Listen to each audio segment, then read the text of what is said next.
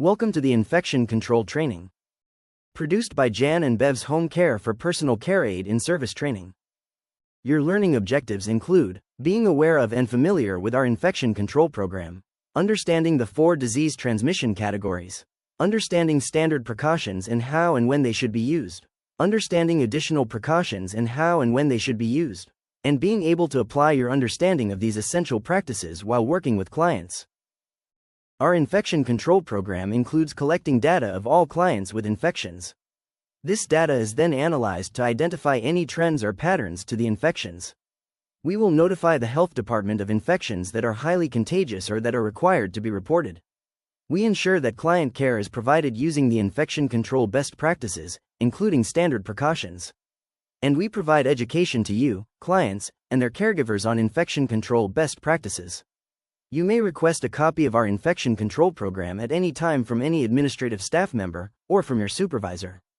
If you are new to the agency, a copy of this program is included in your in-service training folder. Diseases are transmitted from one person to another by 4 basic methods, which you can easily remember by reciting A, B, C, D. A stands for airborne, B stands for bloodborne, C stands for contact, and D stands for droplet. Airborne germs can travel long distances through the air and are breathed in by people. Examples of diseases caused by airborne germs are tuberculosis, chickenpox, influenza, and certain types of pneumonia. In the bloodborne disease transmission method, the blood of an infected person comes in contact with the bloodstream of another person, allowing germs from the infected person into the other person's bloodstream. Blood and bloodborne germs are sometimes present in other body fluids, such as urine, feces, saliva, and vomit. Examples of diseases caused by bloodborne germs are HIV, AIDS, and viral hepatitis. Contact transmission occurs when you touch certain germs. Sometimes you touch an infected person, having indirect contact with the infection. Sometimes you touch an object that has been handled by an infected person, having indirect contact with the infection. Examples of diseases caused by contact germs are pink eye, scabies, wound infections, and methicillin-resistant Staphylococcus aureus, MRSA. Standard precautions to prevent the spread of infection include hand hygiene. You should wash your hands with soap and warm water, especially if visibly soiled, or with alcohol-based hand rub if not visibly soiled. Wash your hands upon entering a client's home. Wash your hands after touching blood, body fluids, or objects contaminated by blood or body fluids. Do this even if you were wearing gloves, and wash your hands after removing gloves. Another standard precaution to prevent the spread of infection is wearing gloves. Wear gloves whenever you touch or potentially could come in contact with blood, body fluids, or contaminated objects. Wear gloves before touching a client's broken skin or mucous membranes, such as their nose or mouth. Put on clean gloves if you already have a pair on. Change gloves between tasks. Dirty gloves spread germs, just like dirty hands. Remove gloves immediately after use and discard before touching non-contaminated items or other surfaces. And always wash your hands after removing gloves. Personal protective equipment is also a standard precaution in preventing the spread of infection. Wear a gown, mask, and goggles if there is potential for you to get splashed with blood or body fluids. Gowns should not be worn for more than one client. Use a waterproof gown if you might get heavily splashed. Personal eyeglasses and contact lenses are not considered adequate eye protection. Remove these protective barriers as soon as you can and wash your hands afterwards. Dispose of protective barriers appropriately. As a last standard precaution, keep everything clean, and clean up spills as soon as possible. Use these standard precautions for all client care. This is a basic infection control measure that reduces the risk of transmission of microorganisms from identified and non-identified sources of infection. Standard precautions protect both you and your clients. There are also standard precautions that apply to handling objects. You should only use your disposable protective equipment, and any disposable equipment used by your clients, once.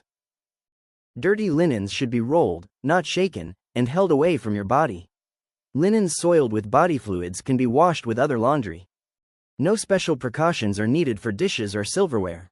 Normal dish soap and hot water will kill germs.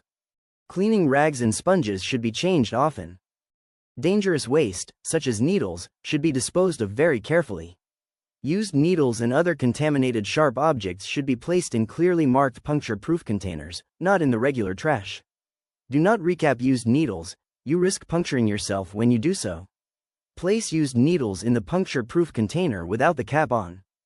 Dispose of household trash containing body fluids, blood, vomit, feces, by sealing items in sturdy plastic bags, double bagging if necessary, and placing them directly into the regular trash bin. Any container marked biohazard is only for discarding contaminated waste. Do not ever remove anything from biohazard containers. If you absolutely must handle anything in these containers, always use gloves. Do not put your hand in anything that contains needles or other sharp objects. Check your gloves and other protective barriers frequently. If you see rips or holes, remove the gloves, wash your hands, and put on a new pair. Do not touch your face when providing client care, unless you first remove your gloves and wash your hands. Use additional precautions in addition to the standard precautions when a client has an illness requiring extra infection control measures. If you know that a client has a disease that is spread by airborne germs, the client should stay in one room, preferably with a special air filter. Keep the door to the room closed. Wear a mask. If the client has, or might have, tuberculosis, wear a special respiratory mask. A regular mask will not protect you. Remind the client to cover nose and mouth with a tissue when coughing or sneezing. Dispose of used tissues in the nearest waste bin and wash your hands immediately. Ask the client to wear a mask if he or she wants or needs to be around others. You must also take additional precautions to prevent the spread of contact germs. These include encouraging your client to stay in one room if the client is cognitively impaired, is unable to follow standard precautions, or has open draining wounds. The door may stay open. Gloves should be worn every time you enter the room.